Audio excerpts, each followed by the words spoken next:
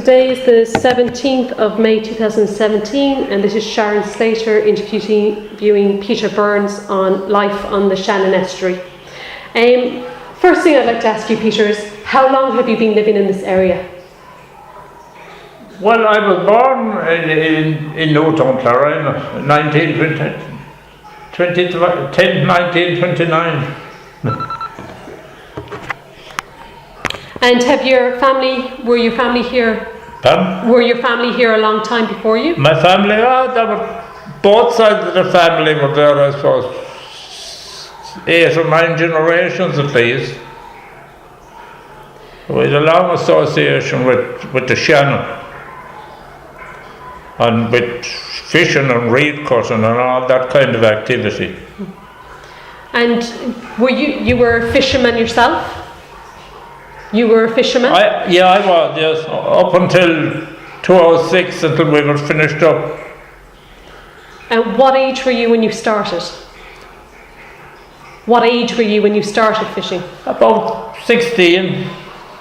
There. Well, I had been in both before that, but that was about the time I started to take an active part in fishing. And how many people would be out fishing at one time? How many people would be fishing at one time? How many would you catch? Well, it had its ups and downs. I fished one time for 6 weeks and caught nothing. And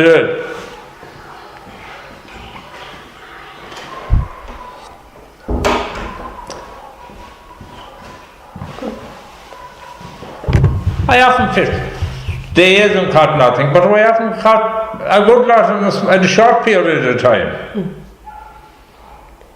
That's fishing. That's the way things go. And how did you fish? How did you fish? What did you use? Well, we started fishing with draft nets.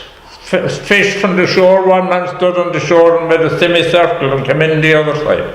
And then after that we progressed to drift nets. There were drift nets there before I started fishing, since sort of thing early famine times. That's when they were brought here from Scotland. Prior to that it was all draft net fishing, and prior to that it was stake net fishing.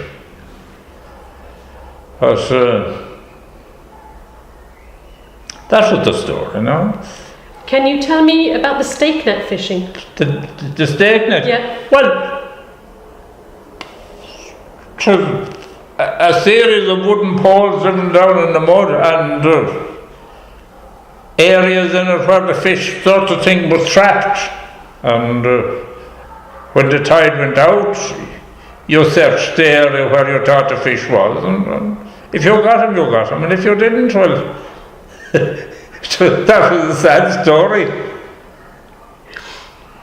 And when you caught the fish, who did you sell them to? There was fish buyers in Newtown. There was, on different occasions, there were 3 or 4 different fish buyers there, and they send the fish to London, to Billingsgate, to the fish market. And the herring sort of thing were a different story. They were caught and pickled, sort of thing, for to be distributed during Lent, because there's no Lent any longer. So you caught salmon and herring. Was there any other fish? There was flatfish as well. There was flounders and sole and plaice. That would be between the seasons. When the salmon season finished, July 19th, then after that you went flat fishing, if you had nothing else to do. And what, you had the nets, did you buy the nets in, or did you make them? Well, in later years we bought them, but originally they made them. They just got the twine, and everybody would, that sort of thing, know how to make them, would give a hand to make them. But then in later years it was all, you just sent for it, and it came by post, as simple as that. first of all, they used to come from Lisbon, Northern Ireland, and then after that you got them. Then Japanese ones came in after that, and there were different agents for those ones. But the ones in Lisbon, they had a factory there to make nets. Barbers. When the nets were made, when you made the nets, how long did it take to make? Well, it could take a long winter. Make it away. Well, I mean, you'd have to make it in good time. When there'd be nothing to be done in the winter night, there was no television then while you'd be working away making it decent. And in very few houses there was a radio either. No electricity. Back in the old days. You realise the age I was before all this lot. And so when you would go out on the boat to fish, how long would you be out in one go? Well, if the fish were plentiful, you could be out 23 hours out of 24. And that might happen all the week. You might get an hour's sleep, you mightn't. And then if there was no fish, you could get plenty of sleep. Did you often make camps by the riverside? No, we were living sufficiently near that we could go home. But there was people sort of thing from outlying areas during the summertime when the grills would be there, the run of grills. They'd camp by the river, and they had a house by the river, and a lot of them used to stay in the house, heads and tails everywhere.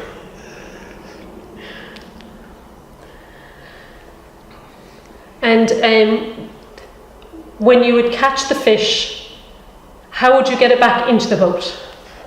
How would you what? Get it back into the boat. Into the boat? Well, to be tangled in the net, and you bring the net aboard the boat and take the fish out of it and give it the last rites with the priest. And what was the priest? The priest was a stick for killing the fish. That's what it was called, the priest. We give the last rites. And how big was that stick? 18 inches thereabouts, and I suppose 3.5 inches diameter.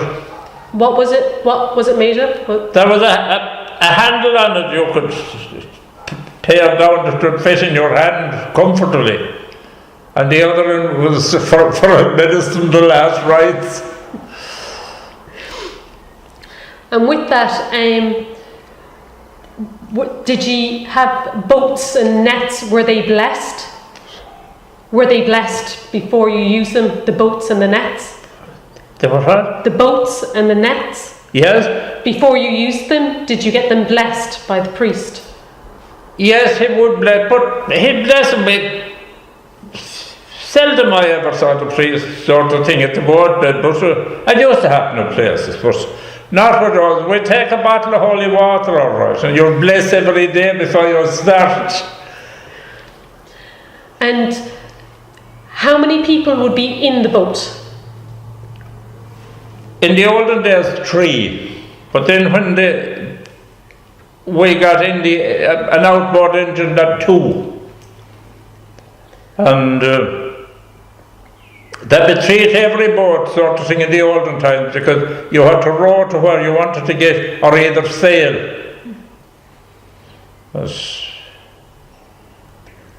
Then a lot of people got fed up with it, and that got a job ashore.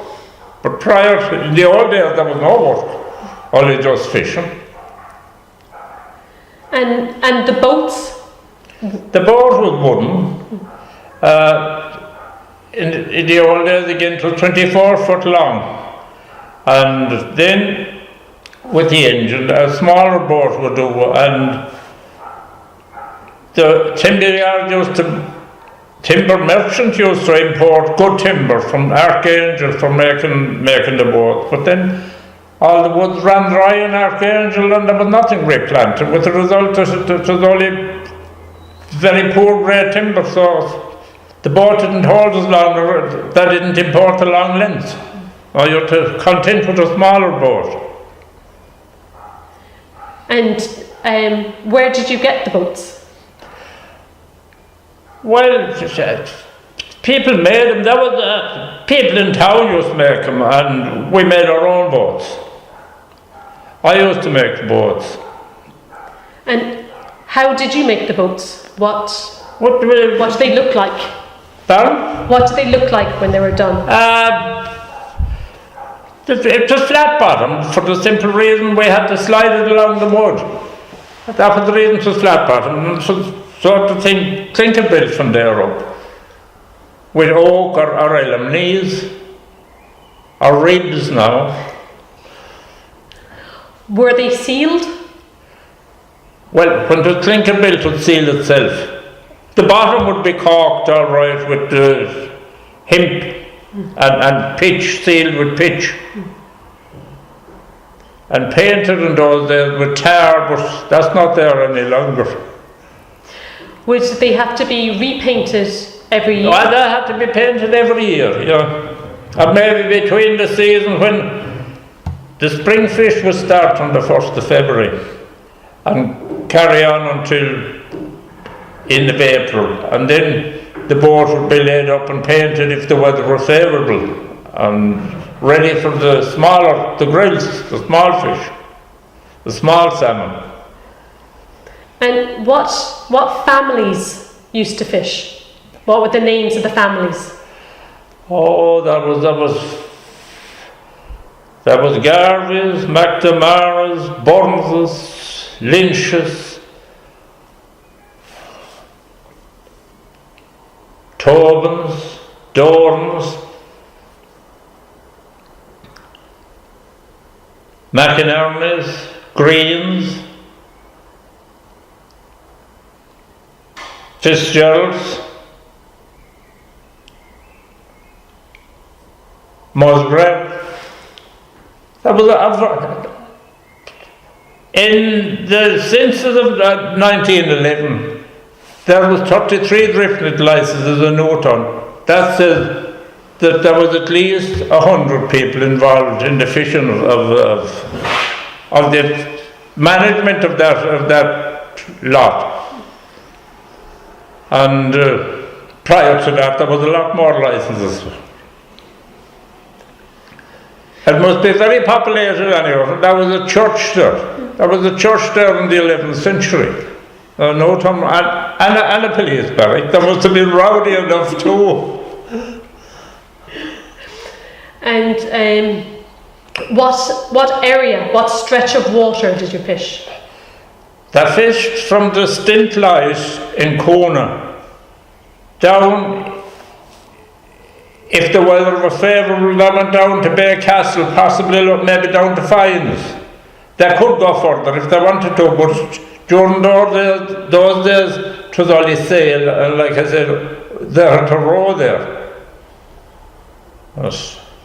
They could go all the way down to the mouth of the Shannon if it was favourable, but seldom it was. Were sails common? Did a lot of the boats have sails? All the boats had sails before the Indians came in. And you did reed cutting as well? Reed cutting? Yeah, you reed cut sort of thing. There was an awful amount of thatched houses. There was 39 thatched houses when I was a youngster in our area, just in Newtown alone.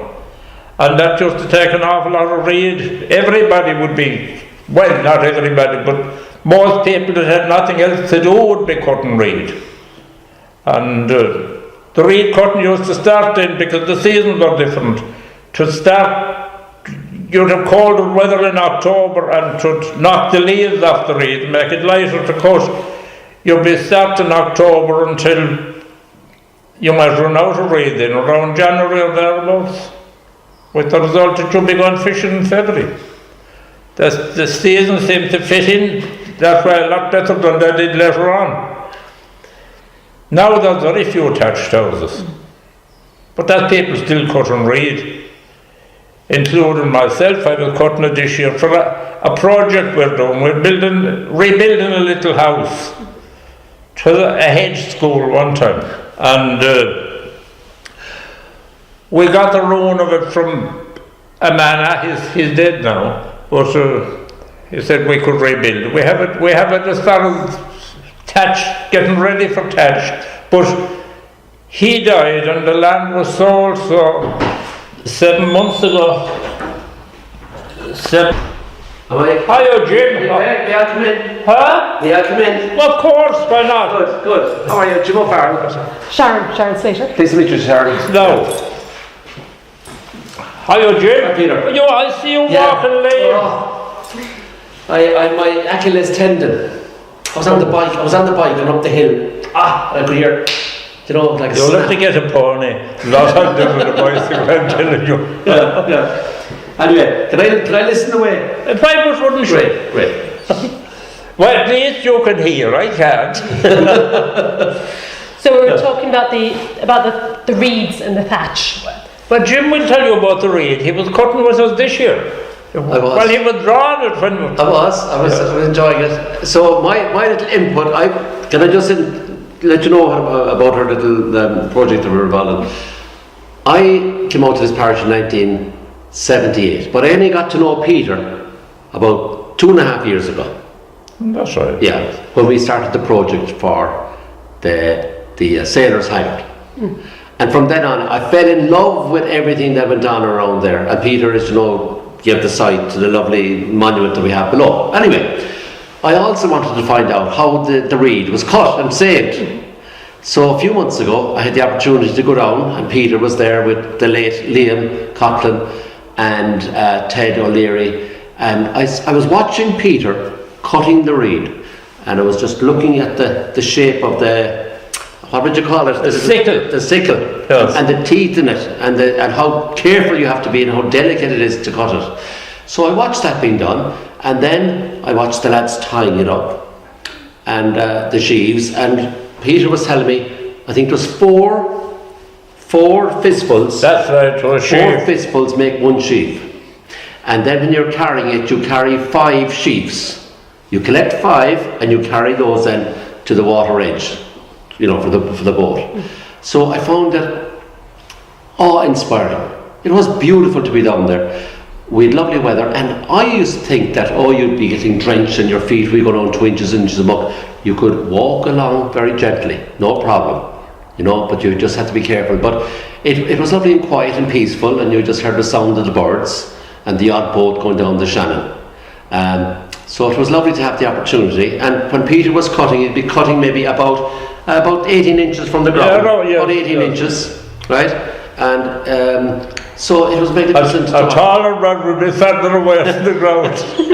Yeah, so that was my experience. And then to bring them over to the boat, that to me was the most spectacular thing of all. To bring the sheaves over to the boat, and the way the lads were able to place them diagonally across the boat, and to keep that balanced, and then row about maybe a quarter of a mile, Peter? Around that. Nearly a quarter of a mile to bring them up to another slipway. There wasn't keys left in the door now, so... What? There we go.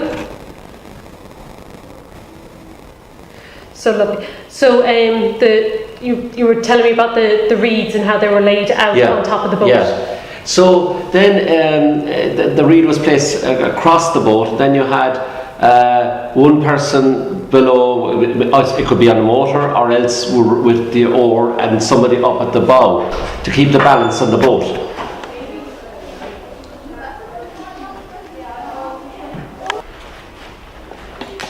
The batteries. So we laid the reeds out onto the boat. Yeah, and that's right. And then that was fairly heavy then, Peter, wasn't it? It was heavy. Fairly heavy. You might have only about sometimes 9 or 10 inches of distance. Yeah, freeboard, yes. Freeboard, yeah. And then, I would find as a painter, to watch this coming in then to the slipway, with the reflections was just magnificent, and also to remember that it was done like that for generations and generations, and probably centuries and centuries, you know.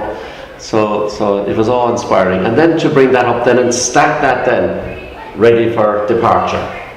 And Peter, did you used to thatch as well, or just cut the reed? Pardon? Did you used to thatch too? Did you thatch as well? She was wondering. Well, I'll tell you about me and the thatching. When I was a youngster at home, I suppose I was around 15 or thereabouts, my father was thatching a house belonging to the stable for the horse. And when I got him down on the ladder anyway, I went up and I started off, when I got the place quiet, I started thatching. He came out and he looked, come down, he said. So the first time I ever did it, I was told. That finished me with the thatching. Yeah. And on to what Peter was saying now. When I was helping the lads, I'm a townie, right? And they had great fun. And they said the townie was coming out helping it, and the late Liam Cockle said, the townies, they make great donkeys. All the stuff we were carrying around.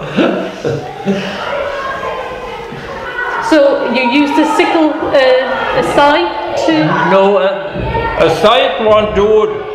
It'll cut it all right, but you can't make sheaves and it'll scatter it everywhere. But the sickle is the only thing will do it. There is a machine for cutting it, but fortunately we haven't, or unfortunately we haven't, but some people have them, all right, but they're sort of thing I read all the time. And what would you use to tie them up? Just ordinary twine. The baling twine, isn't it? Baling twine. Yeah. And did you find them? Find the keel? I did, yeah. as well, Peter, am I right in saying this? That the different cutters had different colours. Like the cord we were using was blue. Another group were below and they were using an orange coloured cord. So when it was stacked, that you could distinguish, isn't that? Yeah, that's true, yes. There'd be no mix up, that's right. Yeah. So then the reed, who did you sell that to, or did it just go for local? Who did you sell the reeds to? Or were they just for local houses? Pardon? She's asking, before when you were cutting the reed, Peter. When we were cutting it commercially, a truck used to come every week or two and take a load. But most of that time, when my father got rest him and the other people were cutting, a truck used to come from Capawhite every week or maybe twice a week, and it went more or less to Tipperary or Waterford and maybe further afield, but they were the agents who used to come for them. But the different people came to different reed cutters. They came from different areas, and a lot up the Midlands. They used to use straw for thatch. Yes. Since the combined harvesters are coming in, the reed is shorter, and there's no use. Or the straw from the corn is shorter. There's no use for thatching. With the result of, I suppose that's keeping the reed man busy now. So when it's covered in 26 counties, where it was only covering maybe one or two before. Yeah. Can I just interject here and ask Peter a question about that? When you were cutting the reed, Peter, you cut it about 18 inches above the ground. Is that right? Yes. Now, yes. why did you not go down lower, as a matter of interest? Well, if you go down lower, similarly, the reed will follow you down. The next year's reed won't be as tall. Why, I don't know. And then, when you have big tides coming in over the marsh, over the reed beds, to bring silt in, and the butt of the reed is all black. Yes.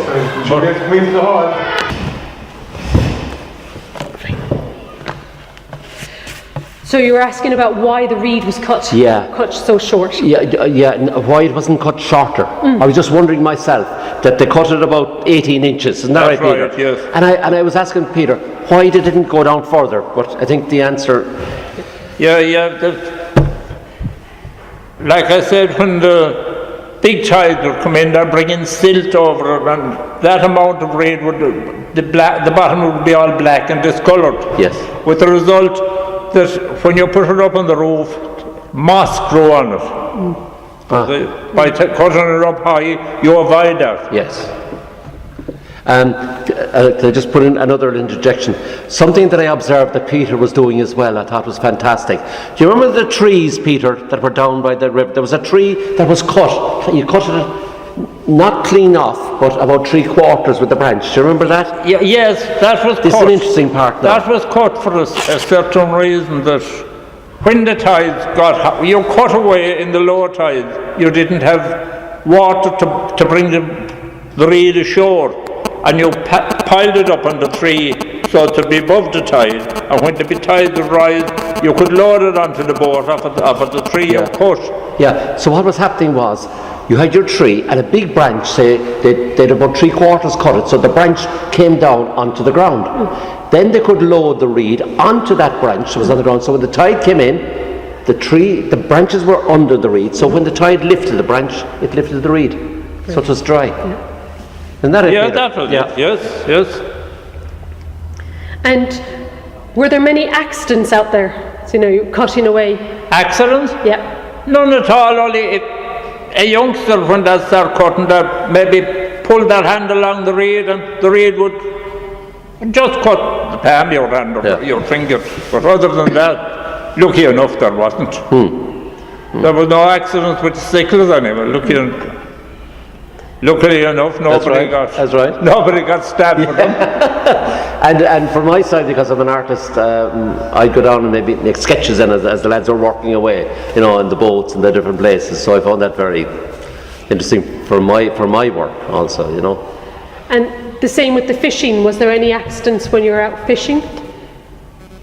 Lucky enough, seldom. There was one man drowned one time, all right. To before my time, I don't remember it. Oh, there was another man drowned coming out of a pub, sort of thing. He fell in and he didn't reach the surface anymore. But other than that, there wasn't. Lucky enough. Yeah, that's right. That's right. And can you swim, Peter? I can, yes. And but most fishermen couldn't. But I could swim sort of thing. Well, I'm not a strong swimmer, but I could swim since I was around 7 or 8 or thereabouts. Would you often go out to the islands in the estuary? Well, you'd always go to an island. If you went off maybe early in the morning, 4 or 5 o'clock, you'd go to an island maybe to make tea or have a sandwich. And then you fished away from there again. And Peter also has the list of all the different fishing implements that were used, which is fantastic to have. We might get it to you whenever we could post it to you or whatever. Do you remember all the names from the priest to the... Oh, well, we had a conversation. Oh, you had all that. We had a conversation about the priest. Yeah, but did you name all the different implements? You did. You told me. Yes. Oh, great. And another thing too, when we had the occasion of the unveiling of the Sailor's Haggard 2 years ago, something was very interesting. A lady, Mrs. Roberts, Anna Roberts, told me that her late husband, when he was a little boy, remembers his grandmother telling him that she, as a little girl, can remember the coffin ships going down from Limerick on their way to New York and Quebec. And that was 100, 200 yards as well from where we were. Peter, when you were out fishing or when you were out with the reeds, did the other boats coming from the docks, did they interfere with you at all? Did the other boats coming down from the docks interfere with your work when you were out in the water? No, not really, no, because you timed them, sort of thing. You made provision for that, that you'd be out of their way when they'd be pleasant, and you fished away when they were gone. And they respected ye when you were on the water? Surely, yes. Yeah. Did you meet the bailiffs often? Were the bailiffs down here? The bailiffs? Oh, they were. Aren't they everywhere? Is the Pope a Catholic? Yes. Oh, there was, well, I'll tell you now, the last bailiff I had anything to do with, he's dead since, the poor fella. He was very fond of playing cards, and needless to say, he drank a lot. But there was a pub inside in town, he was to go in there. And we wanted to go fishing one Sunday night. And we went into the pub. The other man that was fishing with me and myself, and we called for 2 drinks and got them. And I said to the man, we'll finish that now quick, and we'll go away. He was listening, of course, to the bailiff. Where are you going? He said, we're going up to Glenorg, I said, to the pub. He was from there. Oh, he says, I'll go with you. He came up and we went up to the pub and in. And when he went in, of course, there was a game of cards going on. It was Sunday night. He sat down to the table playing cards. And I said to the other, release that away enough now, and we'll go away. Yeah. And we went away fishing. I left him there. Lovely. But I'd met him for about 6 months. You were nice, he says. Yeah. What's wrong? Wasn't you at home? I said. That's beautiful. That's great. But there was another man back the road, Mick Burke, and he had a little net down sort of thing for in the mail. Before, well, sort of thing slightly before the season opened, and there was 2 fish in it. One morning he was, on a Sunday morning, and when he looked up, the bailiffs were above, and the ferry bridge, the bailiffs were above in the middle arch looking down. Yeah. He thought of a plan, and there was a rake of hay there, and he went over and pulled a bath of hay, and put the 2 salmon into the bath of hay, and walked on up and past the bailiffs. 'Tis grand fee, he said, you have a standing up job and I have to feed fosters all cows. He walked on out of that. That's lovely. Oh, gee, that's great. See, he's great stories. Yep. Down the years, great stories. My God, you have, Peter. But when I started fishing, I was with a man by the name of Jack Roach. He was a great fisherman. But needless to say, I was on the net. Yeah. And my job was to put the kettle into the boat and look after all these things. And there's a crowded badminton here. But Jack Roach, of course, he said, put the kettle in, store the kettle away and lunch bags. And I went away, I forgot the kettle, of course, needless to say. And we were down the river, hours away, sort of thing. And bring up the kettle, he said, will we make the tea? I can't, Jack. I said, it's above at the boat. What? Forgot it. Yeah. I said, he said nothing, I suppose. He might have done it himself when he was young. What was the biggest fish that you ever got? 38 pounds. Wow. On the St. Patrick's morning, I can tell you he was a very welcome guest. 38 pounds. It was a grand fish. And was that common when you started fishing? It wasn't, no. You'd get 15 or 16, maybe 17 or 18 pounds, but it was very common sort of thing before my time that there'd be 30 and 40 and 50 pound weight there sort of thing when DSB didn't have the Shannon scheme. The building of the Shannon scheme destroyed the natural spawning ground of the big fish when they diverted the flow of the Shannon. Yes. And Peter, we often spoke about the quality of the water. What was the cause of the poor quality of the water in later years? Pollution. Yeah. From where? You see, by God, Isn't foreign pollution uncontrolled? Yeah. Isn't the effluent flowing anywhere that they're spreading out in the fields if it rains? Want to find the lowest point and find the stream. And then you had, of course, Money Point, you had Ahanish, you had Shannon Airport. That was all feeding into it, wasn't it? Yes, there isn't any flatfish as such in the Shannon any longer since Alcan. Yeah. Why was that, Peter? Because of the pollution. From Alcan? Yes, pollution. Yeah. Badly polluted. And did you catch many eels down here? Were eels down here? Eels, Peter, eels.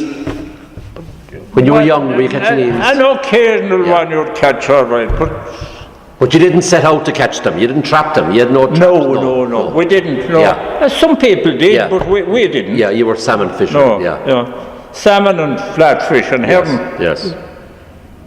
And where did you get the herring? How far? We got the herring in the Shannon, but how far did the herring come up, like up the river? in a dry year that come way up sort of thing, almost whole boat bed, in line with Up to Newtown? That would, yes. Yeah. Danny Farrell used to do a lot of herring fishing. Yeah. And there was a few boats with the herring fish below when that pickled the herring and have them for lint. And maybe distribute them here and there with the donkey and cat. Yeah. And There was a vast population in Newtown. There was one area below on the top of the stone, and there was 60 houses in it prior to the famine. And then, of course, needless to say, there were all little bahans. But there was a line of houses below near the river, and a church. Yeah. Church of St. Margaret. That's right. And like I said, the police barrack. Yes. We must have been rowdy people. They kept you safe. And were women involved in any way in fishing or reed cutting or on the river? Well, there was one woman on the island, Mary Green, but there was a woman in Newtown used to fish in later years, not so many years ago either, Aidan O'Brien's wife. Yeah. And she used to fish. Yeah. But then they'd go from door to door selling fish, sort of thing, when the men would be out flatfish mostly. Like I said, the fish merchants in the salmon and all that, to London, to Billingsgate. And I can remember myself, off-season, no, he wouldn't do it, but one or two might try a bit off-season salmon, and they'd bring it down to me. Yeah. And I'd bring it into my mother's house in Limerick. And my brother, who was very much involved in the fisheries, was discouraging me from bringing in, and I'd say, I brought my mother a lovely bit of poached salmon. So, Yes. so he didn't want me to take that.